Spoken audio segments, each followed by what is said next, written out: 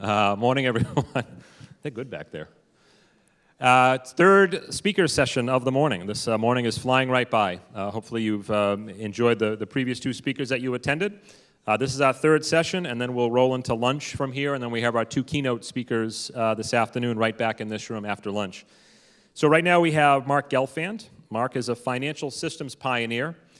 His career includes computers wearing the hat of programmer, engineer, businessman, investor, and philanthropist. In 1985, he founded Intex Solutions, which has patented the standard calculator for the international structured finance markets. During the past 10 years, his physics and electronics background are the foundation of many philanthropic STEM enrichment projects. His physics background also guides the portfolio of technical startups established by his private investment company, Plan B Ventures. He co-founded Ethiopian-based exporting farm Green Mark Herb, PLC. He's now the founding impact investor of Today Tomorrow Ventures, a new company, a hybrid that combines philanthropic and business sensibilities, capitalizing on opportunities within selected areas in East Africa.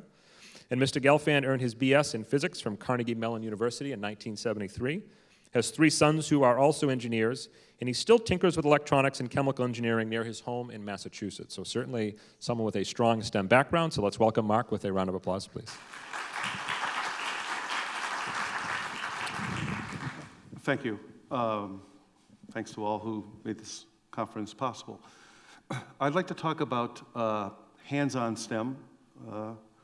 What I mean by that is not really so much out of a book, or that the student is encouraged to then go to the book because they have a context for everything.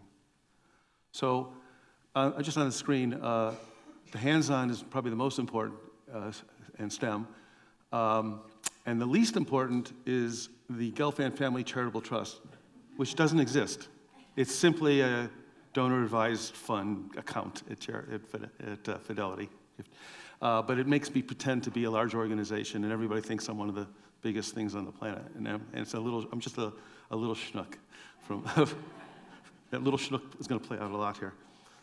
So the question is, what gets kids, students interested? Yeah, that's the next generation. What gets them interested in STEM? What is it? Is it their genetic makeup? Is it their prenatal soup that they're swimming in? Is it a television show, a visit to a science museum? Seems to be sometimes a teacher in a primary, secondary, tertiary school. Excuse my language, I've sort of swapped over to the metric system. I'm spending more and more time in Africa. I stopped with our elementary school or middle schools. We have different naming nomenclature. What is the thing? What are the things that grab a kid's interest? Because when the kid's interested, you've got a motor going there, and it's not. You don't do any more coaxing. They're the ones that want to do it. So okay. This is where I started. That's on the left is my father's father's father's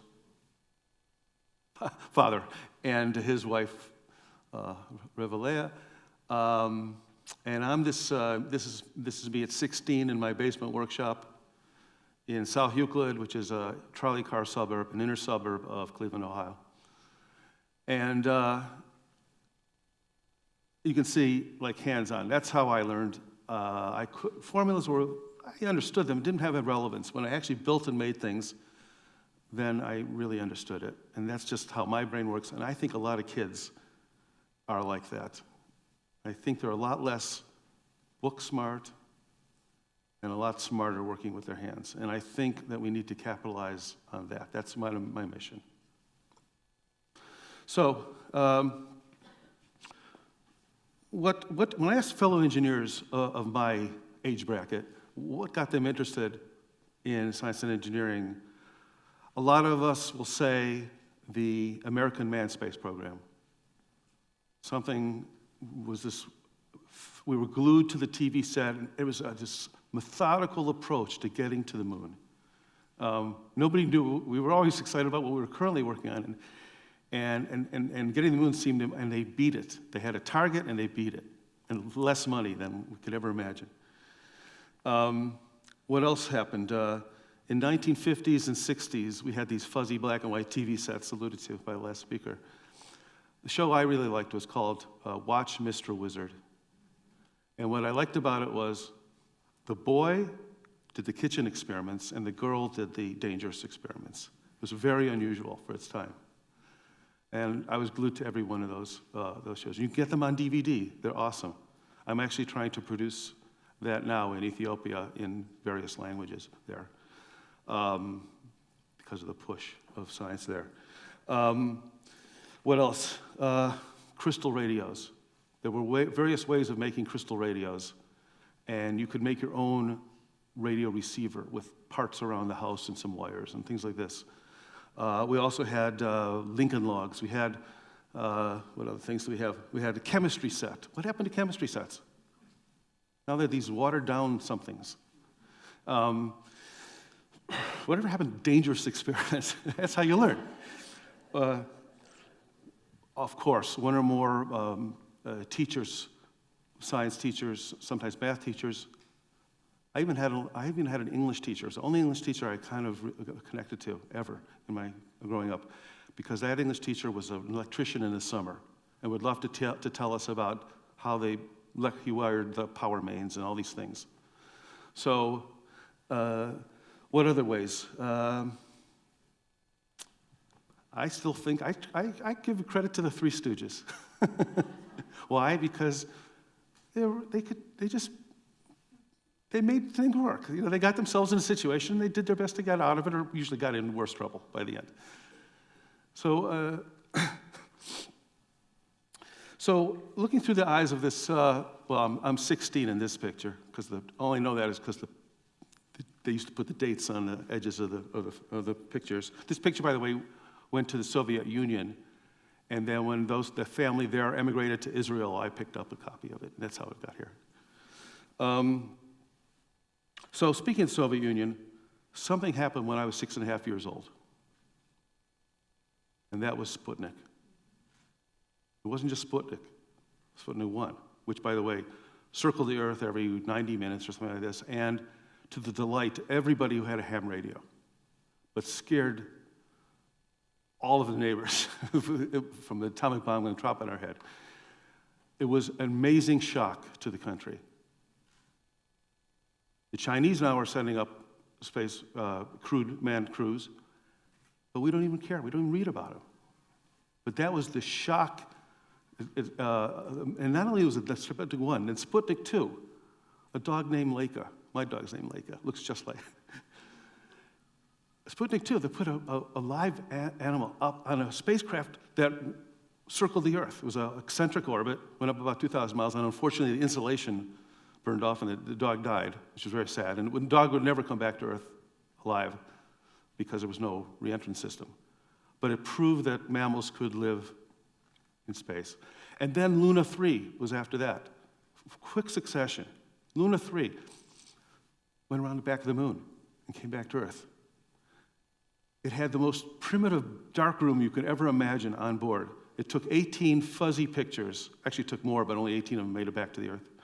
Really fuzzy pictures, but the first time mankind could see the far side of the moon, which was, as we all know, it's locked in a tidal orbit with the Earth. So we never got the chance to see most of the backside of the moon. This was a big shock. Okay, and so there was the space race. Okay, so I'm living in Cleveland. I'm a little kid. I'm looking at the math books that I had a neighbor was 1 year older. I saw what I was going to get the next year in math. And it was a doll costs 97 cents and a roller skates cost 13 cents and you have $2. How much change you get back? And I looked at it and I said, I'm going to die if this is my math. So in Cleveland, because of Sputnik 2, we had a radical change, rapid change in math. Some call it the new math. I forgot to get my props here. Nope.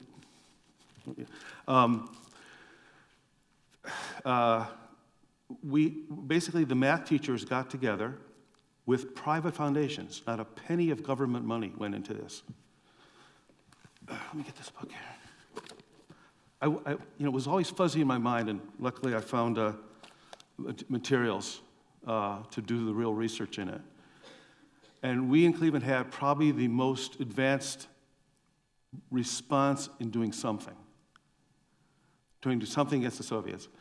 And it was called the GCMP math program. It brought in the Venn diagrams and all that stuff. And it actually was quite successful in Cleveland because big industry was behind it and pushing it. We had classes and visitors and things like this. So this was a case where math was actually, and for me, it was totally relevant. Okay, I'm this kid in that picture. That was the last year I was in advanced class. I was kicked out for lounging. So the person who helped me with these slides cut off the left part of the picture so the teacher doesn't show. It wasn't me, I didn't do it. But she kicked me out for lounging, so I guess she's not in the picture. But it didn't matter, I didn't care, because I always thought education the school was more for social, learning how to live with other kids. And it would, basic things in school, maybe bring up some new ideas.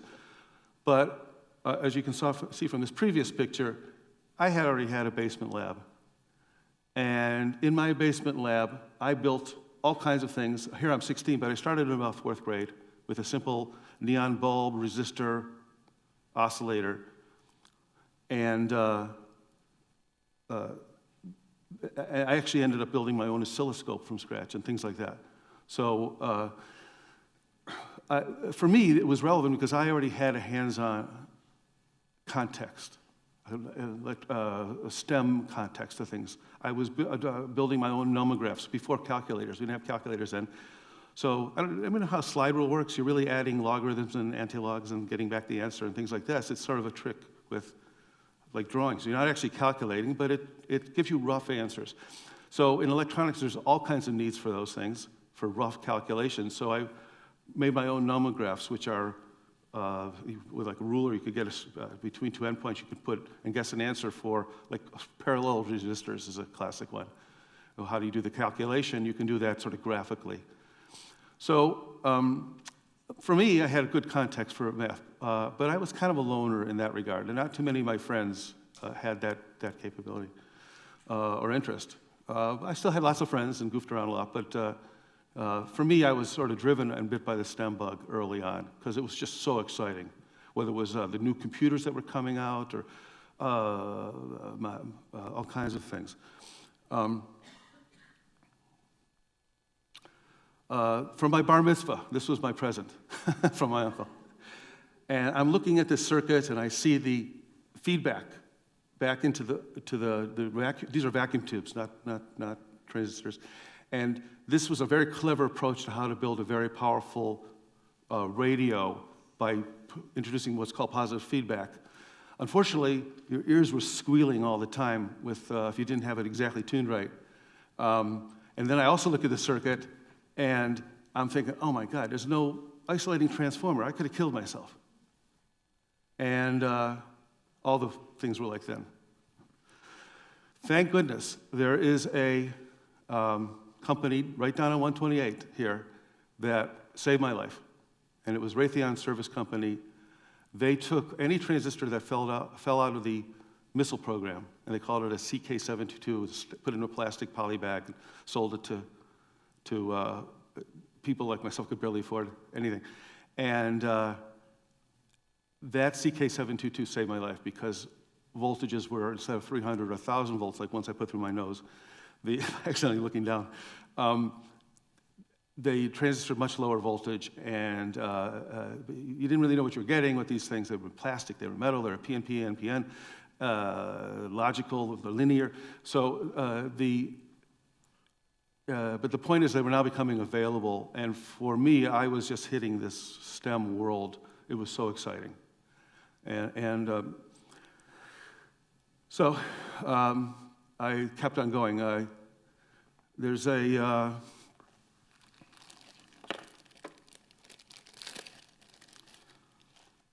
probably hard to see this. I just saw this off. I'm building a house and just saw this off yesterday. Bring it here. This is rebar.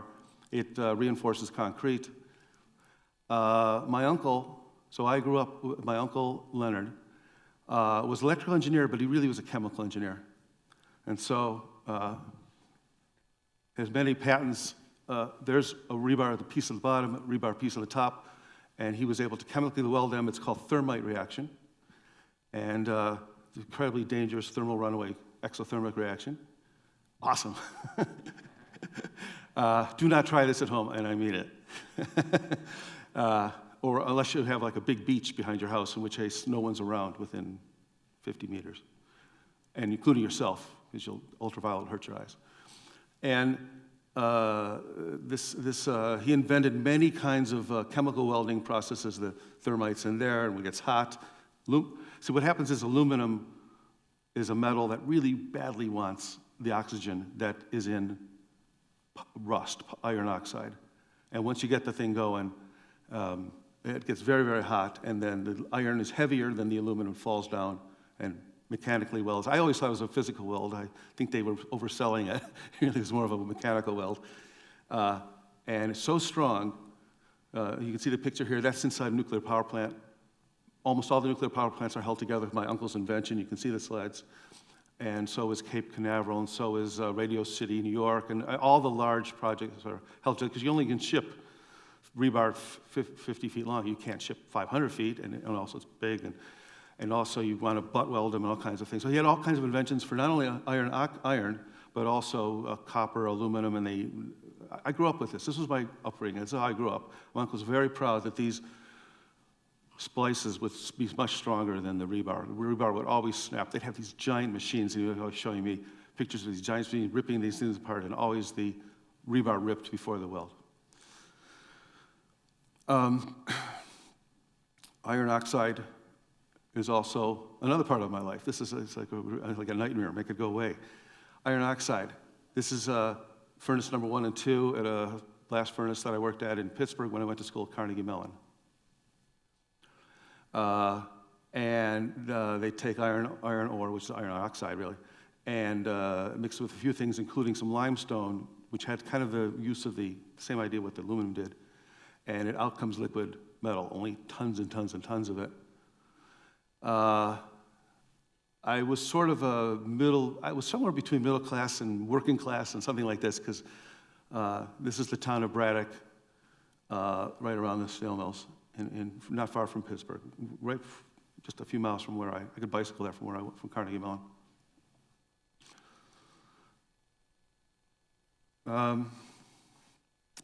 On and on and on. In college, I found, I would say, a few more things a little safer than what I had been doing. In physics, I was involved with physics experiments and Maison production facility, things like this. Starting to get a little more computer-oriented and sort of particle-based rather than huge masses of things. So my background in college was in physics, although I can tell you a little joke. My grandmother never wanted me, she wanted me to be a doctor, Jewish grandson, right? And I said, no, my father's drugstore, I don't want to be a doctor. I want to go into electronics, or electrical engineer, like my uncle. And I went to Carnegie Mellon. I was there for 2 weeks. I knew all this stuff. I had a big workshop basement. It wasn't that interesting to me. So I went into physics. I went back and told my grandmother, I'm going into physics. And she was so happy because she thought physics and physician were the same thing. So I didn't bother to dispel that. It wasn't worth it. But in college, I learned more about math, more about time series analysis, where you have variables that relate to each other over time, and there's all kinds of analytics for that. And somehow that ended up that I just found myself in a position to be involved with the biggest time series on the planet, which is the world financial system, and in particular, something much larger than the stock market. It's called the bond market. Everything is somehow financed and paid back over time and things like that. And then Wall Street got a hold of this and came up with a crazy idea. Let's take, you can look up here, those are supposed to be houses. Let's take a bunch of houses, pull them together, and then sell them off to investors. My Russian colleague uses the example of a chicken. He's Russian. So you have a chicken, and you can sell it for 10 rubles. But if you sold off the legs and the breasts and the wings and all this time, you might be able to get 11 rubles out of it. And so that's what these crazy people on Wall Street do, called structured finance. And it actually works quite good. If we go back to this picture here, it relates to the earphones here. These are new US Navy surplus from World War II. You have to match the speaker's impedance, the output of the circuit with the input. And I believe that in its purest sense, this matches the impedance of what investors want to buy and what's available. And it sort of takes things apart to make risk. Some investors like risk because they only have to pay a few pennies on a dollar. Others want something stable, like a life insurance company, but they also want payback over a certain amount of time. Anyway, it's all engineered. It's a crazy use of the word engineering. I didn't invent it. I'm not involved with it. But in the inventing part, we don't touch any money, nothing to do with that. We're simply the technology of that industry. It was so complicated, Wall Street didn't understand it themselves, and they needed us to even solve their own problems. And we've caught billions of dollars of payment errors as a result because of poor systems that have been in place. And so we're up at every bank in the world that deals with the nature of debt. You have assets, you have liabilities, and our software kind of understands every structured financial deal that's out there, including many different languages. Thankfully, most are in English, but not all. And like the Japanese ones.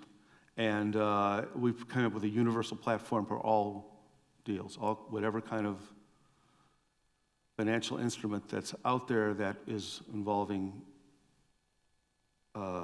somehow the assets and liabilities that our system can handle. It's a crazy market, and it went kind of really crazy haywire for many reasons, which I could tell people offline, or in my opinion, offline. We were simply the truth. Our role was simply the truth. We were the gold standard for calculations and numbers and data. It still are, actually. All right, that's my former life, just the STEM world.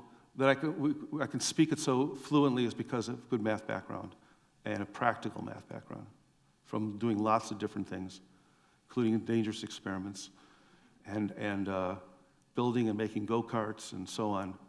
I have 3 sons. Thankfully, all 3 of them are like into this world. One's a metal stamper in Whitman, Massachusetts. One's a mechanical engineer who also likes scientific programming. And the third one is probably the best engineer of all 3.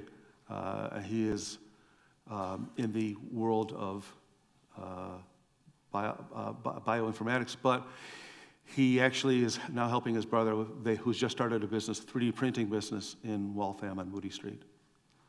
All the kids are jumping up and down when they see that machine doing things. That's it for me. I've done okay in my life, ups and downs, but on the whole, balanced, positive. But okay, what can else I do? So I started teaching after-school programs and before-school programs at my local school system in Newton until the principal told me, you can't teach here anymore because we have someone teaching diversity and therefore there's no time for your STEM class. And I've had this year after year after year in Newton. Thankfully, I moved to the North Shore and got out of there. I am now I've actually retired, although that doesn't mean anything when you wake up 4 in the morning and go to sleep at 2 in the morning every day. Why it's happened is that I have moved on to trying to do STEM enrichment, hands-on STEM enrichment to, are we doing in time? Okay, good. Is that including the question and answers? Yeah, that's inclusive of everything. Okay. Oh, inclusive. Okay. So I found I could help kids understand STEM if I taught it, but if I teach it myself, so I have basic electronics courses I taught to kids, 2nd graders to 4th graders. They learn how to do circuit schematics, build things. They cried when the last class was over. Then I moved, I thought I could do even more, so I started doing larger things. I helped out at Boston Public Schools. I found an angle to volunteer there. I was the only science volunteer out of 2,000. I couldn't do even more. I started doing some projects in Israel. I have lots of friends there and relatives and things like this. And it's a conducive place for exploring science and engineering. And because of in Israel, I ended up coming across the Ethiopian immigrants to Israel, who some are not doing well and some are doing fantastically well. And at a youth village, the Ethiopian immigrants, 250 out of 525, they are poor orphan abused kids at this youth village. And they ended up, after 7 years, winning the first robotics contest in Israel, beating all the kids who both parents are engineers. And so when I saw this, and I saw there was a direct flight down to Addis Ababa, I said, I'm going down there too. I got to see what's going on in Ethiopia. And then, so this is an example. It's the edge of a road on the way to a flower farm that a friend has in Ethiopia, 50 kilometers south of the capital. This is actually the nicer classroom. For some reason, he'd want to put in the worse off classrooms that are held together with ropes and twigs. That's in some classes. So I walk into this, and can I do something? So, answer was, turned out it could, and significant. It's beyond my wildest dreams and beyond that. That's the same location of the previous picture. Okay, these are built in Ethiopia. These stools and the cabinetry is built in a local factory there. Can we do something? So what I'm going to do is STEM. And I don't care about all this other singing and dancing. When children start singing, I tell them to stop. I want to hear it. Let's do projects. And time is short. And they'll all stop, and they're looking at me like, what? And I say, because let's do stuff. And it's universal. Kids everywhere like hands-on stuff. I'm sorry. It's a lot more fun for them than reading a book. I want them to read books, but you need some incentive to read a book. And so some of these pictures are scattered around. This is in west in Nairobi. I've done a couple projects in Kenya now. This is a STEM wing we added to a school. It's probably the best school now in the country. Where is this? This is in Debrecen, Ethiopia. Where's this one? This is Newton. Okay. So this is a kid in one of my classes. This is what we did after school program. Okay? You know, I could have the parents sue me for lead solder. I could have them sue me for getting burnt. I told them, that's okay. I'll sue them back. I don't stand for this stuff. Anyway, this is an example of the electronics class. That kid was probably a third grader. I don't know why this picture came in for math. I have better ones. But that's the STEM world. It can be done. The kids are very capable of it. This is in the elementary school. This is a primary school in Ethiopia. This is the old way I used to do computer centers. We have a much more African-appropriate computer center now. But you can see the area of places I work. I have luckily enough to be with the Swampscott school system. We have a whole STEM program, completely changed the language of the school, including English and history departments. Still a battle, but we're doing great. I have projects at Carnegie Mellon and Case Western. I have other projects around Massachusetts, big supporter of the Mass State Science Fair, which I really encourage your school system to do because it's creative. That's creative. It's not the creative arts is not creative. Creative with your brain and coming up with an idea and actually data-driven getting an answer. That's creative. Okay, forget these principles. Everything's online. We take an idea. This is drawn for me right at the first step. Ever heard of Operation Moses? This is where the secret airlifting of Ethiopians to. This is at a school, at the very first step of that path, that road. And it was children who go to the main school, it was literally wooden sticks lashed together, and kids sat on the ground with troughs dug for their feet. Okay, so we take an idea, we design using reasonably modern techniques, good enough to get the town's building inspector to okay the drawing. We build these blocks are made from local materials. There's a recipe that we use. It's about 5 megapascals strong. Stronger than hollow block concrete, and it's kind of Frank Lloyd Wright-ish. It's the material, the color of the earth. This is actually the one on the right is a block thing. This is an example of a high school. I've built maybe 10 or 12 high schools now. Campuses, not just like a little room. And this is one in a village of a friend of mine. This was so successful that we have to build more blocks. We now have like 500 kids who are attending the school, and there's no room for the computers and labs, so we're building more blocks. Now, Joan realizes that kids don't get bused around there. They have to walk 10, 15 kilometers every day back and forth to school. So by building a school, now they can study in their own hometown. This has become a college prep school. It's not, you don't see that finished here, but there's block after block after block. And this is just springing up all over the country. It's an amazing story that we in the United States never hear. On the right here is a celebration. I'm on TV 4 or 5 times every time I go to Ethiopia for different projects they complete. It's a lot of fun. This is an example of my first science and engineering center built. There's now 6 are completed, 2 more are in process, and 4 more are about to happen. This is half of the electronics lab. It's one of 4 labs. This is one of my smallest engineering centers. These are 7th graders. And so as you see, I have projects all over the place. I like East Africa. Friendly nation, great people. I have projects all over Israel. Let's go to one of them. That's an example of the science. I have other projects, but these are the STEM-oriented ones. There's just too many to look. Lots of things. A couple are the first robotics things. This is a youth village, 525 orphaned, abused, just poorly treated kids.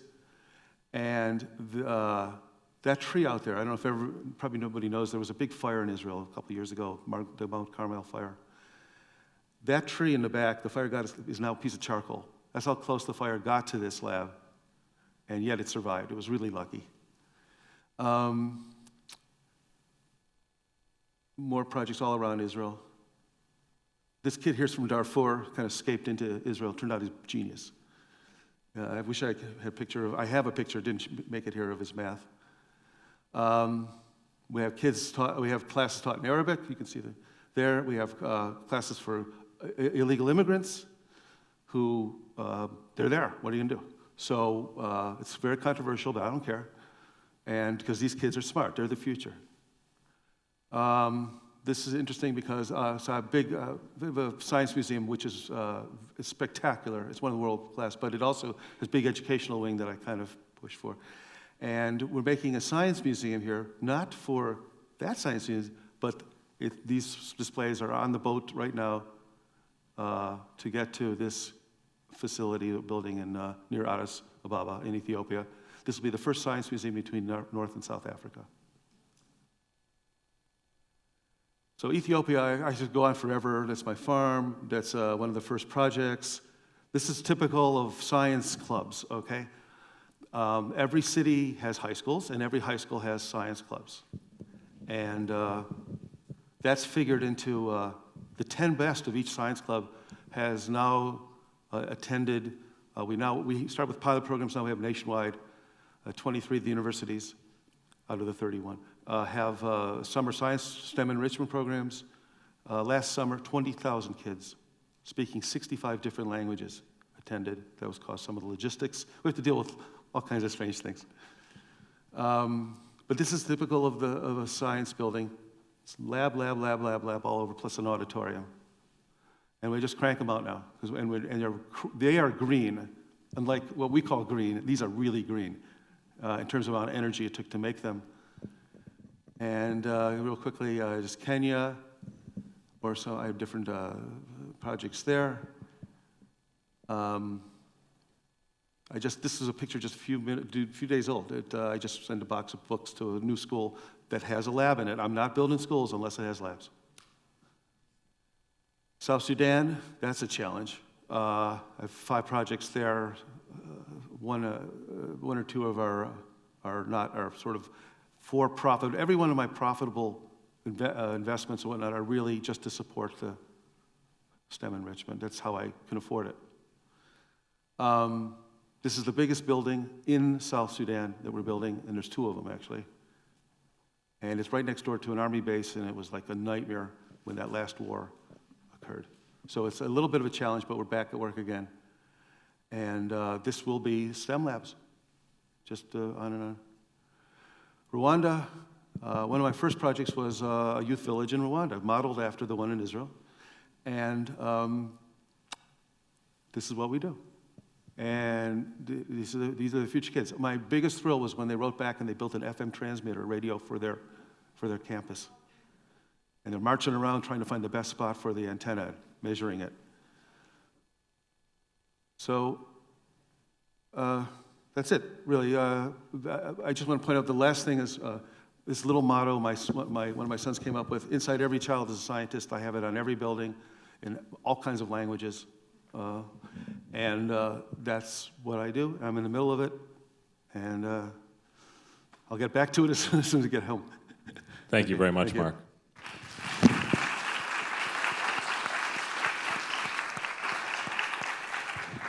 We have time for maybe one question, if someone has a question. We're just bumping up against the clock a little bit. You're fighting lunch. You're fighting the lunch crowd here. I will say this, just to kind of close this session out. I think the pictures that you showed and demonstrated, I think oftentimes when we think the word engineer, you think of a bridge or you think of something else. I think you demonstrated to us that an idea can be engineered, a process can be engineered, a system can be engineered. And so I think that the takeaway from that in terms of the work that you do back in your classrooms is very important as well. So Mark, thank you again. Thank you.